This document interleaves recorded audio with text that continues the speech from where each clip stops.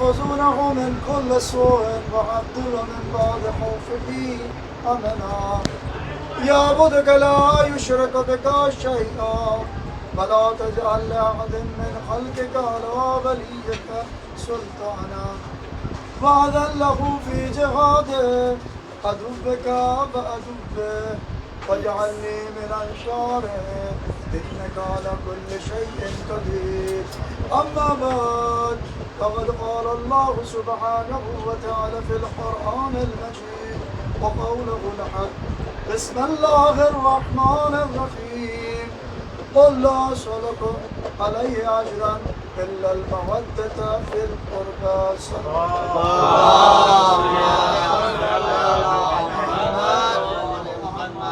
حاضرین محفل محبان امام زمان علیہ السلام سلام علیکم ورحمۃ اللہ وبرکاتہ۔ دامن وقت میں ذرا بھی گنجائش نہیں ہے، بزرگ ہم سے بہتر جانتے ہیں، کچھ بچوں کے لیے کچھ چیزیں یہاں پر بیان کرنا ضروری ہے۔ آپ سب کی اجازت کے ساتھ اس تقریر کا آغاز کرتے ہیں۔ جس سرنامہ کلام کو میں نے یہاں پر آیت مبارکہ کو پڑھا ہے وہ سورہ شورى کی آیت نمبر 23 ہے، جس میں اللہ سبحانہ و تعالیٰ ارشاد فرما رہا ہے قُلْ لَا أَسْأَلُكُمْ عَلَيْهِ أَجْرًا إِلَّا الْمَوَدَّةَ فِي الْقُرْبَى۔ اے پیغمبر آپ ان سے کہہ دیجئے اجر رسالت کچھ بھی نہیں ہے سوائے محبت۔ یہ بہرحال آپ نے سنا ہے اور آپ کے یہ سماعت میں ہے یہ آیت۔ امام جعفر صادق علیہ السلام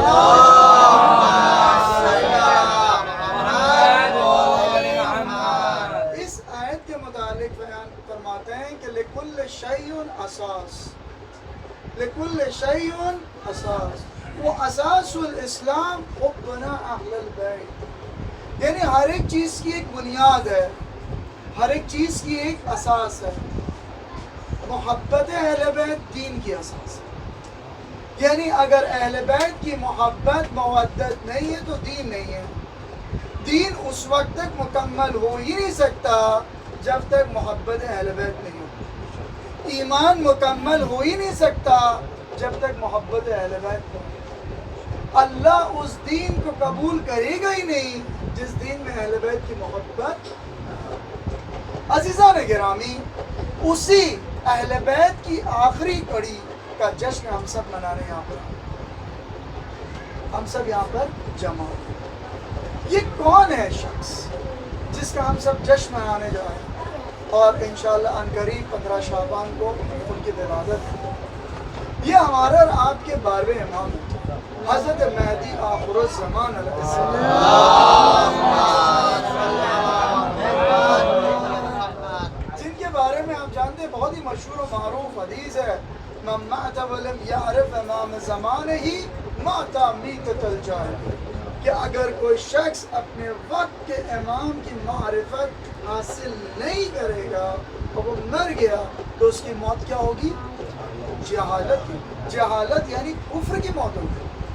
تو کیا صرف ہم اس امام کا نام جان لیں یا آیا ہم اس کی معرفت حاصل کریں؟ نام جان لینا ضروری ہے، لیکن اس کے ساتھ ساتھ اس امام کی معرفت، اس امام کی معرفی بہت ضروری ہے۔ یہ ہمارے امام 15 شعبان 255 ہجری کو عراق کے شہر سامرہ میں پیدا ہوئے۔ اب آپ کی عمر مبارک جو ابھی ولادت آئے گی، اس وقت آپ کی عمر مبارک 1188 سال، یعنی 255 ہجری کو آپ کی ولادت ہوئی اور آج جو ہے 1442 ہجری چل رہی ہے، لہٰذا اس حساب سے اگر ہم دیکھیں تو 1188 سال۔ اب لوگ اعتراض بھی یہ کرتے ہیں کہ بھئی آپ جس امام کو مانتے ہیں یہ آیا اتنے سال زندہ رہ سکتے ہیں؟ عجیب قوم ہے جو اس طریقے کے الزامات لگاتی ہے۔ ہم تو ان کو قرآن سے بتاتے ہیں کہ بھئی آپ قرآن نہیں پڑھتے، صرف حسبنا کتاب اللہ کہنے سے نہیں ہوتا ہے، آپ کتاب پڑھیں، اس پہ غور و فکر کریں۔ جناب نوح علیہ السلام کے بارے میں قرآن نے صاف واضح انداز میں کہا 1050 عامہ، ہم نے نوح کو 1000 کم 50 یعنی 950 سال صرف جناب نوح علیہ السلام نے تبلیغ کی۔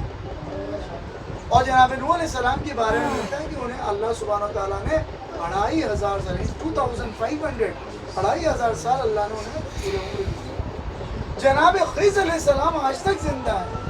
جناب عیسیٰ علیہ السلام جو کہ رسول خدا کے پہلے تھے، جو آج تک زندہ ہے، جو امام زمان کے پیچھے نماز پڑھیں گے، تو ہمیں کس بات کا اعتراض کرتے ہیں لوگ؟ حتیٰ کہ آج شیطان کے زندہ ہونے پر انہیں اقرار ہے، لیکن اللہ کے ہادی پر اقرار نہیں ہے۔ شیطان جو آج زندہ ہے، جو قوم کو بھڑکا رہا ہے، جو قوم کو بہکا رہا ہے، اس کے زندہ ہونے پر تو اقرار ہے، لیکن خدا کی جو حجت ہے، جو خدا کی حجت اگر زمین پر نہ ہو تو زمین اپنے تمام اہل و عیال کو لے کر دھس جائے۔ امام کی حدیث ہے لولا الحجت لساقط الارض بأهلها، اگر زمین پر حجت خدا نہ ہو تو زمین تمام اہل و عیال کو لے کر دھس جائے گی۔ یعنی اگر یہ زمین باقی ہے تو بقائے امام زمان علیہ السلام کی وجہ سے، اگر یہ زمین باقی ہے تو وجود امام زمان کی وجہ سے نہ۔ عزیزان کرام، تو اس ہادی کے بارے میں انسان اتنا زیادہ لافکری میں چلا گیا ہے اور اس کے بارے میں انکار کر رہا ہے۔ عزیزان گرامی، ہمارے بچوں کے لیے جو اکثر ہی کہتے ہیں کہ بھی ہم اگر ان سے پوچھیں کہ امام زمان صاحب کہاں ہیں تو فوراً ہی کہتے ہیں کہ امام زمان صاحب پردے غیب میں ہیں، غیبت میں ہیں۔ آیا غیبت کا مطلب کیا ہے؟ نعوذ باللہ، کیا امام کسی پردے کے پیچھے ہے؟ استغفر اللہ۔ یا امام کسی سرداب میں بیٹھے ہیں، کسی سرداب کے اندر یا پہاڑ کی کسی چوٹی میں بیٹھے ہیں؟ نہیں، یہ اکثر ہمارے بچے کہتے ہیں کہ امام پردے غیب میں۔ پردے سے مراد کیا ہے؟ حدیث میں ملتا ہے اس پردے کی وضاحت بھی خود امام نے کی ہے۔ یرونہ ولا یعرف، یرونہ ولا یعرف، یعنی پردہ سے مراد یہ ہماری آنکھوں کا پردہ، نہ کہ یہ کسی مصنوعیات پردہ ہے، یہ ہماری آنکھوں کا پردہ۔ جیسے کہ مثال کے طور پر جناب یوسف علیہ السلام، آپ سب جانتے ہیں وین پہ اکثر جناب یوسف کی داستان آپ نے دیکھی بھی ہوگی کہ جناب یعقوب علیہ السلام کس طرح جناب یوسف علیہ السلام سے محبت کرتے ہیں۔ اتنی شدید محبت جناب یعقوب علیہ السلام جناب یوسف سے کرتے تھے کہ ان کے بھائیوں کو اس چیز کو پسند نہیں تھا، اور انہوں نے کیا کہ میں پورے واقعے کو نہیں بیان کروں گا، آپ سب بہتر جانتے ہیں، مجھے نتیجہ نکالنا ہے۔ جناب یوسف علیہ السلام کے ساتھ لوگوں نے کیا کیا؟ انہیں کنویں میں ڈال دیا اور یہ سمجھ گئے کہ جناب یوسف اس دنیا میں نہیں۔ اور ایک وقت آیا جب ان کے بھائیوں کے پاس قحط پڑا، کھانے کے لیے اناج نہیں تھا۔ جناب یعقوب نے کہا جائیے تم مصر کے بادشاہ کی طرف اور ان سے اپنی التجا کریں۔ یہ سب بھائی لوگ گئے جناب یوسف کے پاس، لیکن یہ نہیں جانتے تھے کہ بھائی جناب یوسف ہے۔ کیا کہا؟ قرآن کی آیت ہے یا ایھا العزیز مسنا واہلنا السوء، یعنی یہ نہیں کہا ارے میرے بھائی ہیں یہ تو، کہا یا ایھا العزیز، قرآن کی آیت، اے عزیز مصر، یرونہ ولا یعرف، ان کے بھائی تھے جو ان کو نہیں پہچانے۔ جناب یعقوب علیہ السلام کے بیٹے جناب یوسف علیہ السلام کو نہیں پہچانتے، اور اگر پہچانتے تو یہ کہتے اے میرے بڑے، اے میرے بھائی، یا ایھا العزیز، یا ایھا العزیز۔ اس سے مراد کیا ہوتی؟ اس سے مراد یہ ہے کہ غیبت جو ہے، غیبت میں امام علیہ السلام ہم کو دیکھتے ہیں، ہم کو پہچانتے ہیں، ہم امام کو نہیں دیکھتے۔ یہ گنہگار آنکھیں، آپ مجھ سے بہتر میں اپنی بات کر رہا ہوں، یہ گنہگار آنکھیں امام کے نور کو نہیں دیکھتے۔ امام خود فرماتے کہ تم ایسے امور کو انجام دو جو ہماری محبت سے قریب کرتے ہیں، اور ایسے کام سے تم دور رہو جو ہماری ناراضگی کا سبب ہے۔ تم ایسے فعل کی طرف مت جاؤ جو ہماری ناراضگی اور غصے کا سبب بنتے، اور ایسے امور اور ایسے کام کرو جو ہماری محبت میں اضافہ ہو۔ آپ جانتے ہیں یہ جو ہمیں جو نعمتیں مل رہی ہے عزیزان گرامی، چاہے وہ زندگی کی نعمت، چاہے وہ رزق کی نعمت، چاہے وہ صحت کی نعمت، یہ تمام نعمتیں عظمیٰ جو جتنی بھی نعمتیں ہیں، یہ تمام نعمتیں وجود مقدس امام زمان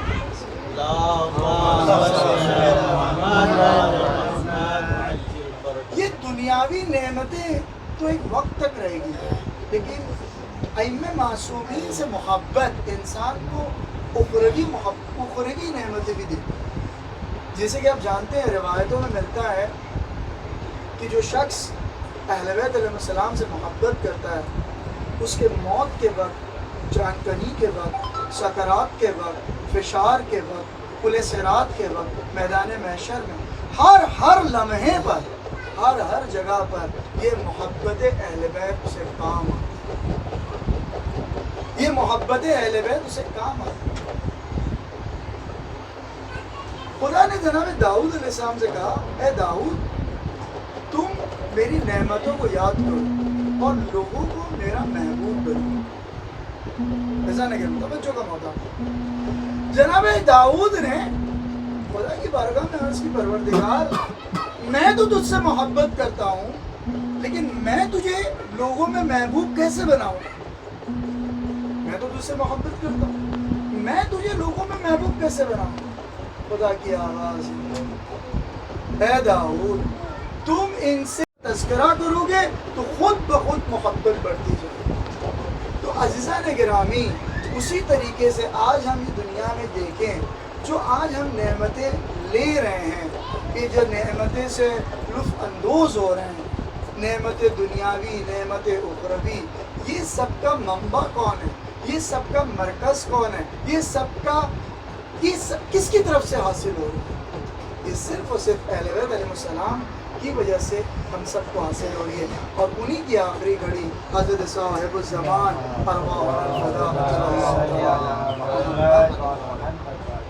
تو ہمیں چاہیے کہ اس ہستی سے ہمیشہ توسل کریں، راز و نیاز کریں اہل بیت علیہ السلام سے.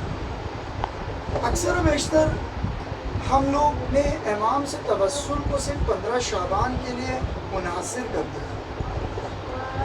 کیا امام سے توسل صرف 15 شعبان ہی کو ہوگا؟ کیا ہم عریضہ صرف 15 شعبان ہی کو لکھیں؟ کیا کسی مشکل وقت میں ہم امام سے استغاثہ نہیں کر سکتے؟ وہ عریضے مکتوبی ہے، ہمیں تو ہمیشہ چاہیے عریضے لسانی استعمال کریں. عریضے لسانی یعنی زبان سے کہ یا صاحب الزمان، یا صاحب الزمان ہماری یہ مشکلات ہیں، ہماری یہ مسائل ہیں.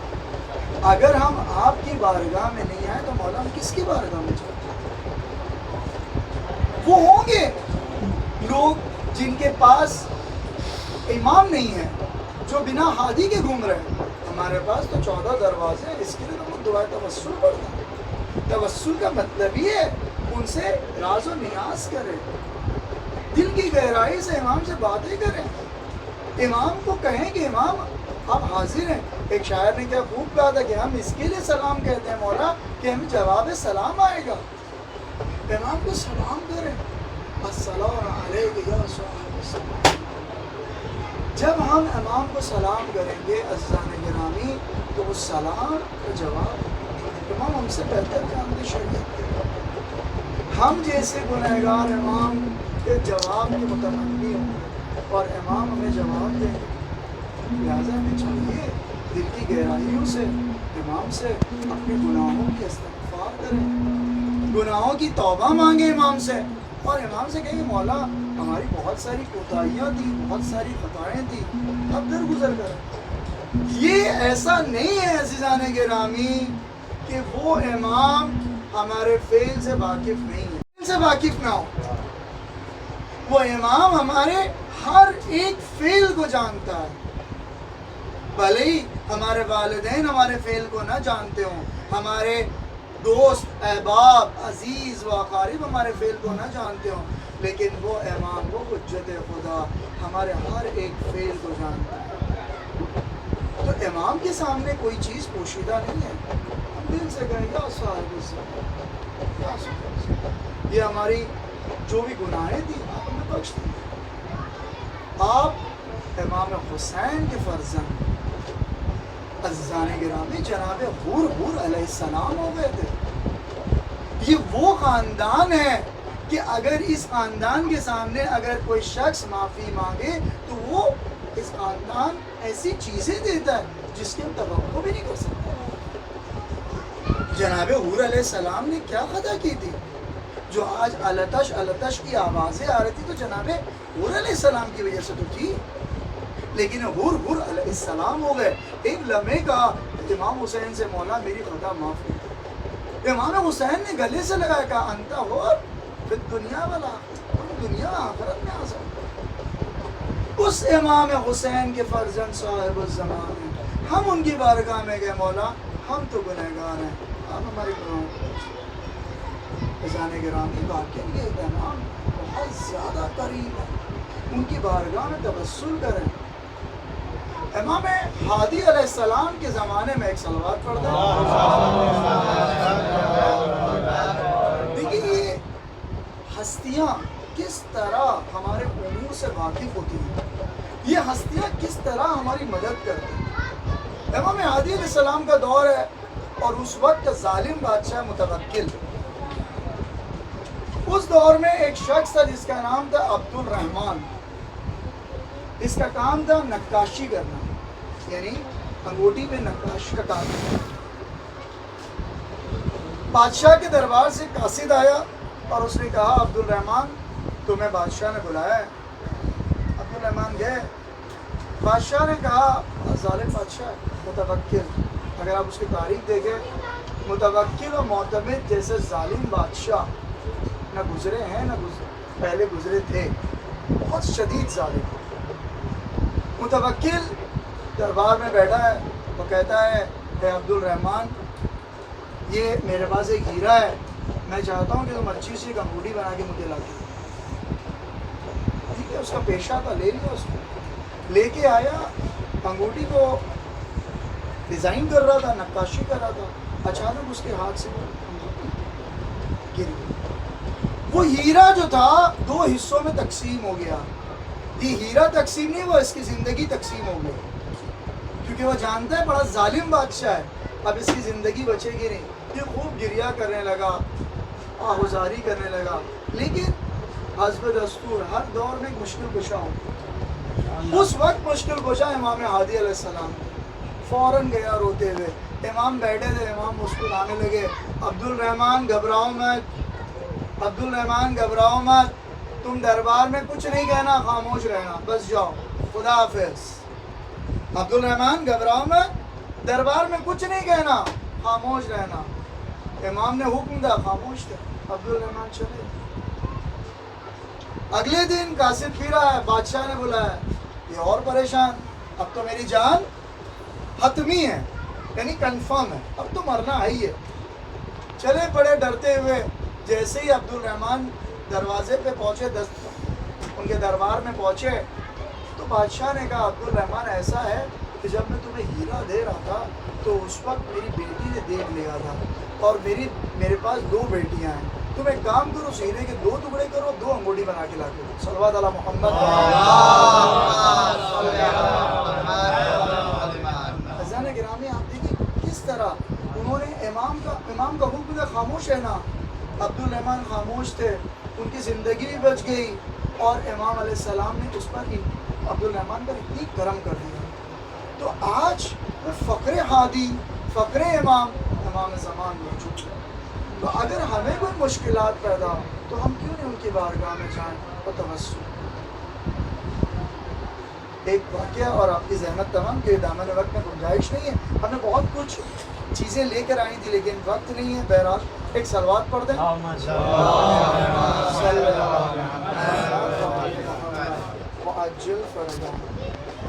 عزیزان گرامی، مرحوم شیخ ملا محمد باقر اپنی کتاب نجم الثاقب میں بیان کرتے ہیں کہ حضرت سے توسل کتنا اہم ہے۔ یہ فرماتے ہیں محمد باقر، شیخ ملا محمد باقر، ان کا ایک اکلوتا لڑکا، ایک ہی لڑکا، اور جانتے ہیں جو اکلوتا بیٹا ہوتا ہے اس کی کتنی زیادہ محبت ہوتی ہے. بہرحال والدین بچوں سے ہر بچوں سے محبت کرتے ہیں، لیکن جو ایک ہوتا ہے اس سے تو محبت بہت زیادہ ہوتی ہے. انہوں نے پالا بڑا کیا، لیکن ایک وقت آیا کہ یہ ایسی شدید بیماری میں مبتلا ہو گئے، جوان تھے، یہ خود گریہ و زاری کرنے لگے. ڈاکٹروں نے کہا کہ یہ لا علاج ہو گئے، اب ان کی موت کے کچھ دن ہیں. محمد باقر گریہ کرنے لگے، تبسل کرنے لگے، اتنا گریہ کر رہے تھے. لوگوں نے صبر کیا کہ صبر کرو صبر کرو، یہ لیکن گریہ کرتی ہے. جب 11 دن ہو گئے، یہ بیماری 11 دن طول کر گئی، یہ اپنی چھت پہ جاتے ہیں اور گریہ کرتے ہیں، یا صاحب الزمان ادرکنی، یا صاحب الزمان ادرکنی، یا صاحب الزمان ادرکنی. خوب گریہ کرتے ہیں اور دیکھتے ہیں کہ وہ چھت پہ، کیونکہ آپ جانتے ہیں کہ اکثر ایران اور عراق میں سرداب میں گھر ہوتے ہیں، یعنی بیسمنٹ میں گھر ہوتا ہے اور اوپر چھت پہ گھر ہوتا ہے. یہ بیٹا جو تھا یہ بیسمنٹ میں تھا اور یہ چھت پہ تھے. یہ کہتا ہے کہ جیسے یہ ملا باقر یہ اگسنی کی صدا کر رہے تھے، یہ بیٹا وہاں سے آواز دیتا ہے، بابا آپ آ جائیے، بابا آپ آ جائیے. یہ پریشان ہوتے ہیں، یہ تو سکت نہیں تھی اس کے بات کرنے کی، یہ موت کے قریب تھا، یہ آواز کیسے دے رہا ہے. یہ گریہ ساری کرنے لگتے ہیں. جا کے دیکھتے ہیں تو بیٹا ایک دم صحتیاب ہے اور اس کے پسینہ خوب آ رہا ہے اور وہ کچھ کہہ نہیں رہا ہے، صرف گریہ کر رہا ہے. فوراً ڈاکٹر کو بلاتے ہیں. ڈاکٹر کہتے ہیں یہ ناممکن چیز تھی جو ممکن ہو گئی. بطفیل امام زمان عجل اللہ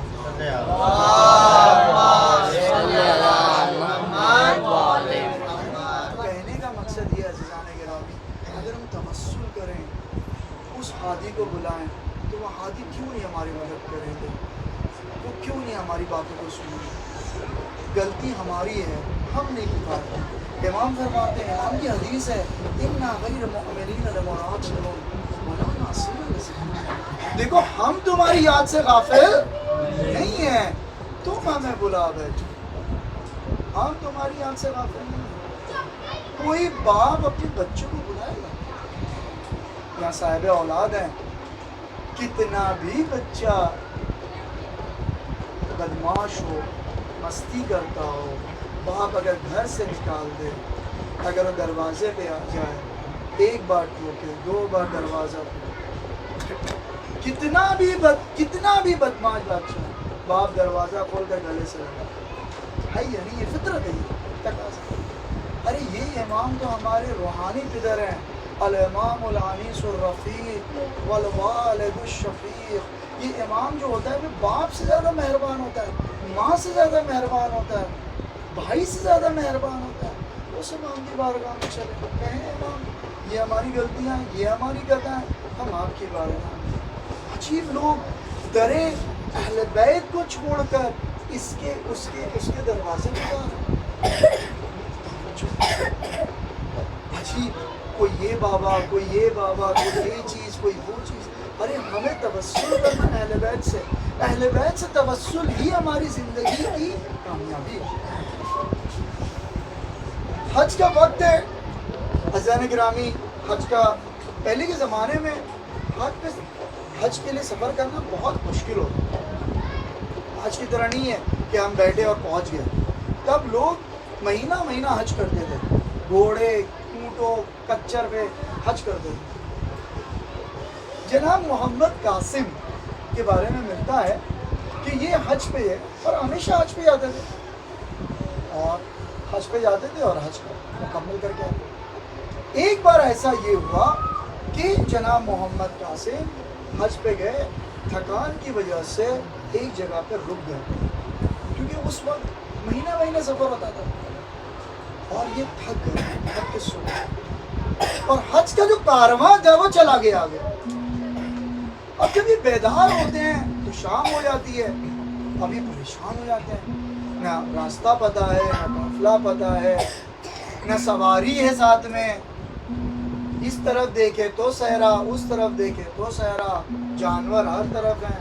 یہ اب گریہ کر رہے ہیں، نہ مجھے راستہ پتہ ہے صحیح سے، یہ ریگستان ہے، رات ہو رہی ہے، جنگل ہے، یہ کیا کروں. جناب محمد امام موضوع میرا محبت امام ہے. کس طرح محبت امام کو قریب کرتی ہے, ان سے توسل کہا. یہ جناب محمد قاسم کریا کرنے لگتے ہیں, کہتے ہیں یا صاحب الزمان ادرکنی, یا صاحب الزمان. کہتے ہیں کہ تھوڑی دیر میں بالائے سر پر ایک نورانی شخص دیکھتے ہیں جو آیا ہے اور کہتا ہے کیا تم سفر میں جانا چاہ رہے ہو, کیا تم حج پہ جانا چاہ رہے ہو؟ اس نے کہا ہاں. بولا آؤ میں تمہیں چھوڑ دوں. سفر پہ وہ چلنے لگے. وہ شخص کہتے ہیں کہ کیا تم پیاسے ہو؟ وہ کہتا ہاں میں پیاسا ہوں. وہ اپنے کوزے سے پانی دیتے ہیں اور یہ سفر پہ جاتے ہیں. اور تھوڑی دیر بعد وہ محمد قاسم سے کہتے ہیں دیکھو تمہارا قافلہ وہاں پہ تم چلے. محمد قاسم اتر کے چلے جاتے. ابھی جیسے جاتے انہیں فکر ہوتی ہے آیا یہ صحرا میں کون تھا جو میرا نام جانتا تھا, جو میری پیاس کو جانتا تھا اور مجھے جانتا تھا کہ میں کہاں پہ جانے والا ہوں, میرا قافلہ کون سا ہے. ابھی جیسے ہی پلٹتے ہیں تو وہاں کوئی نہیں. یہ زار و قطار گریا کرتے ہیں اور یہی کہتے ہیں کہ یہ آنے والا کوئی اور نہیں, یہ صاحب الزمان اجل اللہ تعالیٰ فرجہ الشریف.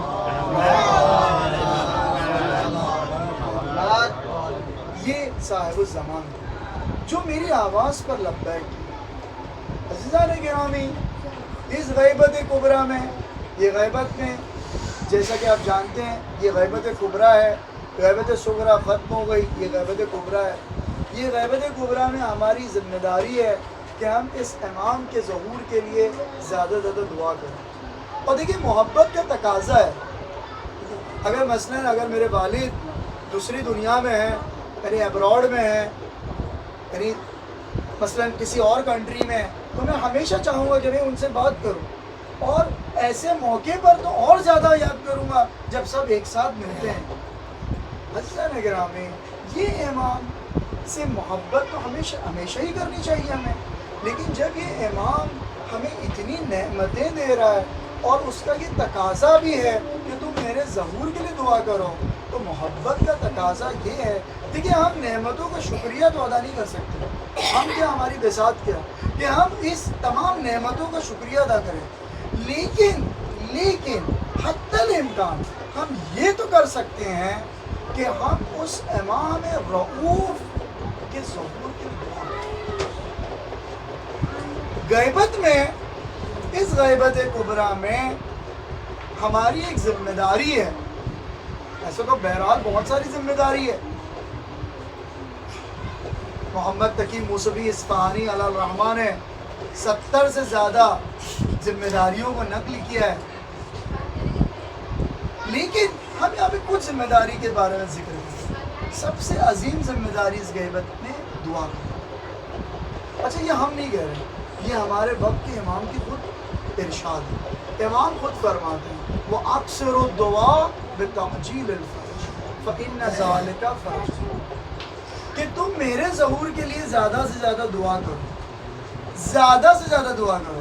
وہ اکثر ہے یہاں, یعنی صباحاً و مساحاً, صبح و شام ہمیشہ میرے ظہور کے لیے دعا کرو. کیوں مولا آپ کے ظہور کے لیے دعا کریں؟ سوال پیدا ہوتا ہے. امام آگے جملہ فرماتے ہیں اس میں تمہاری بھلائی ہے, یعنی اس میں تمہارا ہی فائدہ ہے. اگر آپ دیکھیں دعا کے فوائد کیا ہیں تو 70 سے زیادہ دعا کے فوائد ہیں صرف امام کے ظہور کی دعا کرنے کے. 70 سے زیادہ, جس میں سب سے اہم تو یہ جس آیت کا سرنامہ کلام میں نے بنایا, اجر رسالت. اجر رسالت ادا کرنے کا سب سے آسان طریقہ یہ کہ ہم آخری حجت کے ظہور کے لیے دعا کریں. جناب فاطمہ زہرا سلام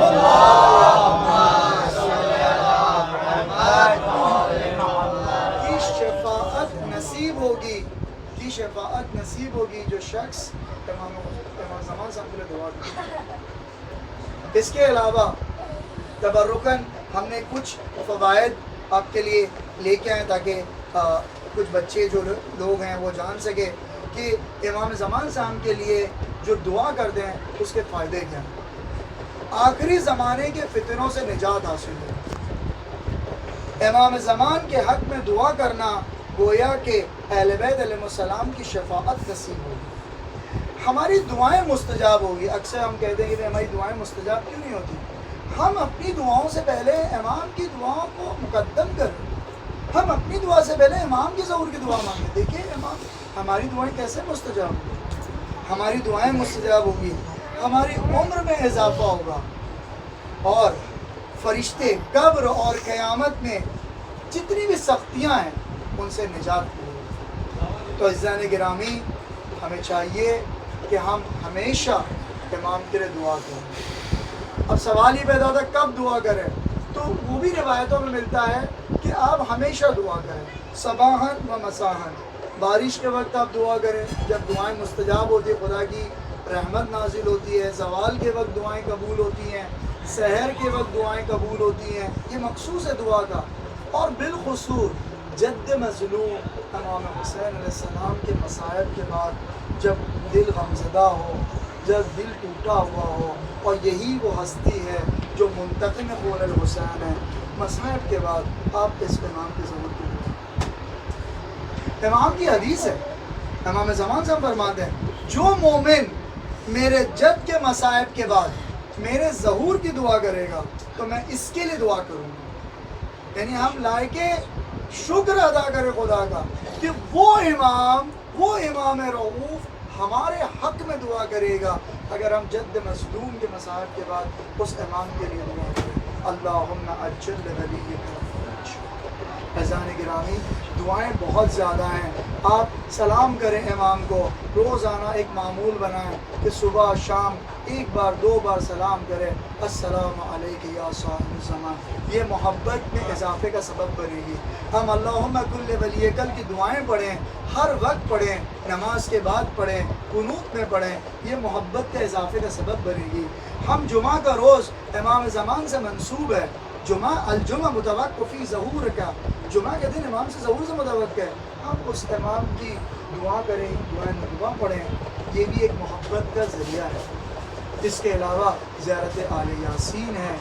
اور کبھی بھی ہمیں اگر عربی سے واقف نہیں ہے تو ہم کہیں خدا امام کے ظہور میں تعجیل فرما. جب بھی تو ہماری اس تقریر کا خلاصہ صرف ایک جملے میں ہم ادا کر دیں کہ ہم اپنی زندگی میں جب بھی کسی بھی پریشانی بلا و مصیبت میں گرفتار ہوں تو کہیں یا صاحب الزمان یا صاحب الزمان ادرکنی، اور امام سے توسل کریں اور امام کے ظہور کے لیے دعا کریں.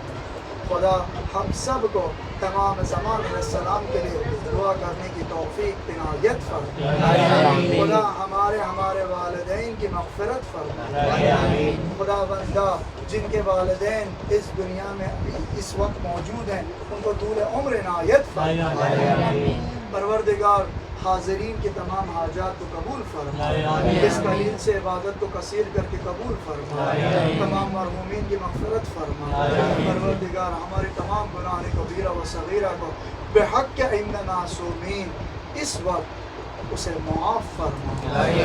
پروردگار حاضرین کی تمام دلی حاجات کو قبول فرمائے. پروردگار اس دنیا میں اہل بیت کی محبت، آخرت میں ان کی شفاعت ہم سب کو نصیب فرمائے. ان اللہ و ملائکتہ یصلون علی النبی یا ایھا الذین آمنوا صلوا علیہ وسلموا تسلیما.